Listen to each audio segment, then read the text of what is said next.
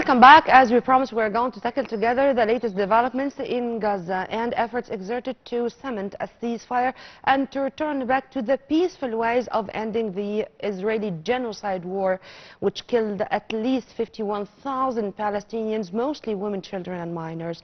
To shed more light on the issue, we are very much delighted to have with us via phone Professor Dr. Hassan Wageeh, Professor of International Relations and our political expert. Thank you very much for being with us, sir, and a very good morning. You are most welcome and good morning.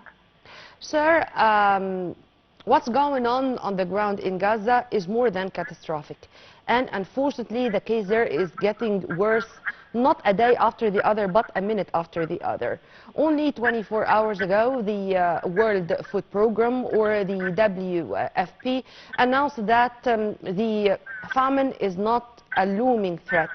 It's a process going on the ground, with the last hot meal already delivered to the Palestinians, and children there are not only dying with the strikes of the Israeli occupation army, but with hunger and malnutrition, in addition, of course, to the elderly people, women, you name it.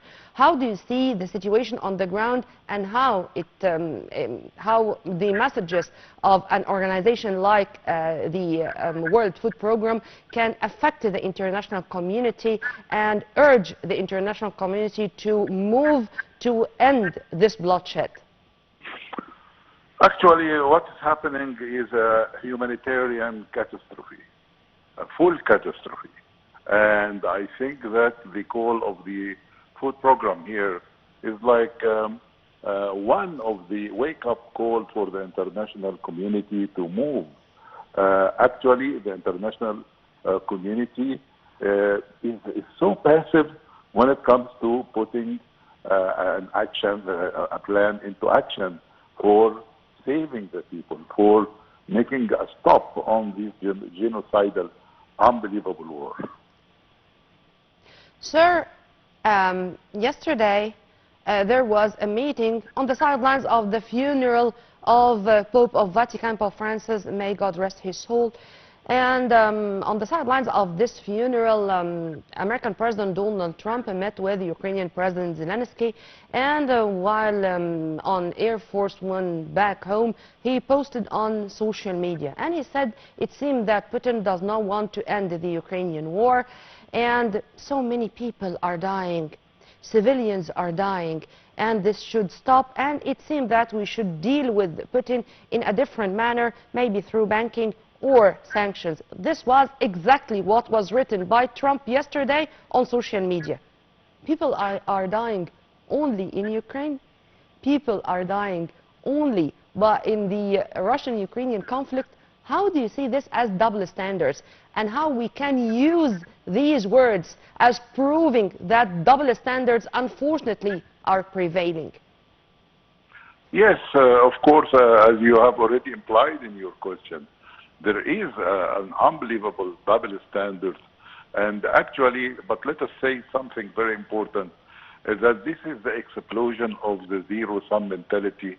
And even when it comes to the war that is very difficult to contain in Ukraine, yes, and I don't mind that people could have some sympathy with that, but as you have mentioned and as you have implied, if you have sympathy with such a war, why don't you look at what is far more formidable, what is more terrible when you are talking about a genocidal war for more than 1 year and a half now, and over almost 100,000 people killed, and a war of starvation, a war on an entire innocent civilian societies in Palestine. I think that is the real double standard. And again, we have to, but let us say that the Islamic and Arabic countries which convened should also move into much more decisive actions. Yeah, sir.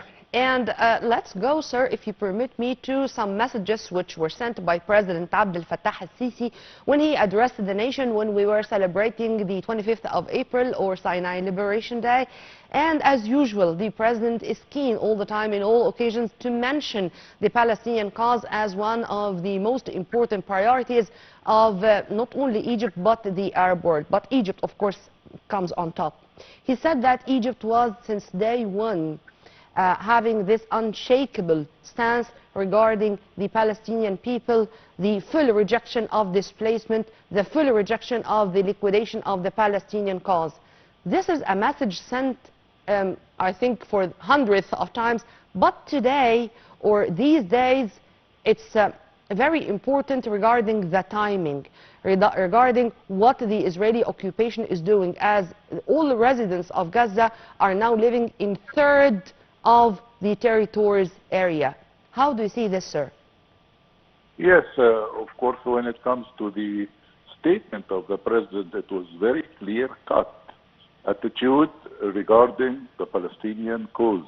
And when he mentioned something about no for displacement, it implies very clearly no for the liquidation of the Palestinian cause, of course. This is what is behind it.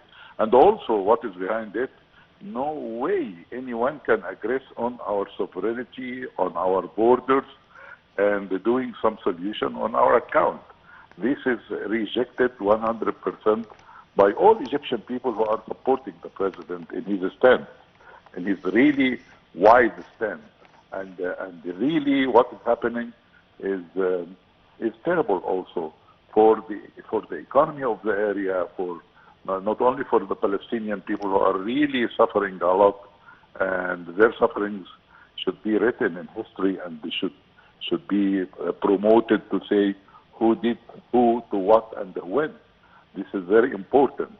But again, Egypt is exerting all possible efforts, and even the speech of the president was not only confined to say no for the immigration, no for the displacement, no for the liquidation of the Palestinian cause, but his statement was very clear to urge the international community to move, and he even made a call for President Trump to move in that direction because we are supposed to have a strategic relationship with the United States, and the United States was the broker of the peace, which lasted, and as the president said, it lasted for almost 5 decades with different presidents.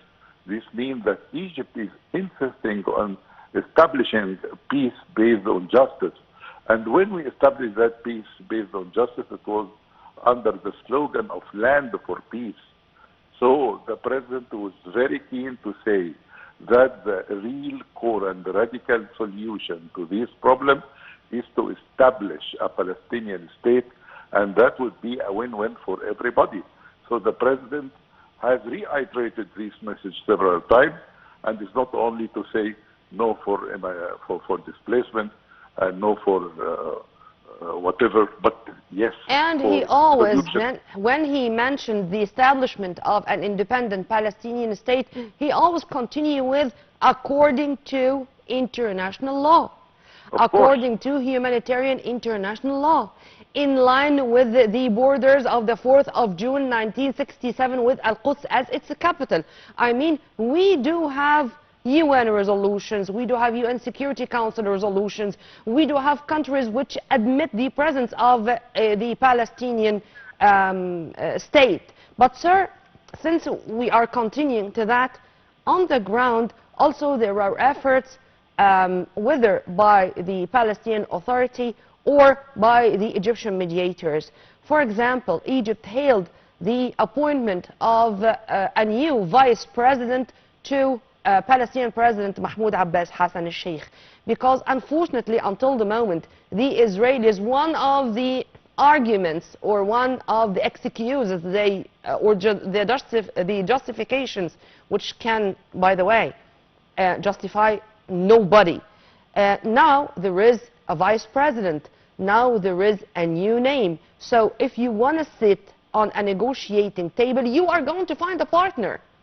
And on the other side of the coin, the mediators are doing their best with Hamas, and Hamas itself said they can agree to a 5 to 7 year truce if their demands are met. So how do you see those efforts on the ground? Yes, these are commendable efforts, of course, because Egypt and all Arab countries were calling for the Palestinians to be to form a unified front, and to avoid giving the Israelis pretext after a pretext. And I think that this kind of requirements are being met now when we have this new vice president and with his fresh ideas, with his negotiating stance, which is win-win inside Palestinian communication. I think that he is going for that track. And of course, with the Israelis, we have now a negotiator, a partner who is really ready to make it win-win for everyone. And I think that Egypt has exerted a great deal of efforts to pave the way for such a moment, and also with Hamas attitude and stance also now is ripe for a solution for the problem. Also, whether it's Khalil al-Hayya or Innunu, the media spokesperson of Hamas, when they spoke about the mediating efforts, they said that they are ready to have this 5 to 7 year truce. They are ready to free all hostages and captives if Israel is going to stop its genocide war and free the Palestinians in jail, behind their bars, I mean. But they said, or they added, that they are not going to disarm, they are not to lay down their weapons, and they said it just like that. The weapons in our hands is something which is unnegotiable, and whenever there is an occupation army, we are going to have our arms. How do you see these words? I mean, should we skip that side of the coin to guarantee that a ceasefire can be implemented on the ground, or this is something which we should insist on whenever the Israelis are continuing with their attacks and their strikes on civilians, whether in the West Bank or in Gaza? Yes, this is a very complicated question, of course. But again, let us talk about how people all over the world should negotiate. When you negotiate, irrespective of the context that we are talking about now, you are not supposed to cancel out the other party. The other party has his own entity, which is a very adversarial to you. This is, negotiation is based on the adversarial principle. So you will never be able to success in getting an outcome of that negotiation if you insist on canceling out all what the other party has. And I don't think this is a very fruitful or this is very self-defeating, because again, this is continuation of war rather than negotiating. And I think that let us say something very important also about cross-cultural communication differences. In the Arab world, face negotiation is very important. Actually, it's not in the Arab world. All over the world, face negotiation is very important. When we can remember what happened with the Cuban Missile Crisis war between Khrushchev and Kennedy, the reason why that was a sign for international community to learn from, that also the two presidents were very keen about face recognition and the face keeping. So if this is very important in any crisis, it is far more important in the Arab world and in the Arab culture. So I think that Hamas, if Hamas said 7 years, we will be out of it, we will do that, and I think that they made very good concessions. But when it comes to face saving, you cannot tell someone leave your arms. But could be handled in a different way with the passing of the time, with the good steps of the other parties is taking. You do something good, you find something good in return. This is my answer for it.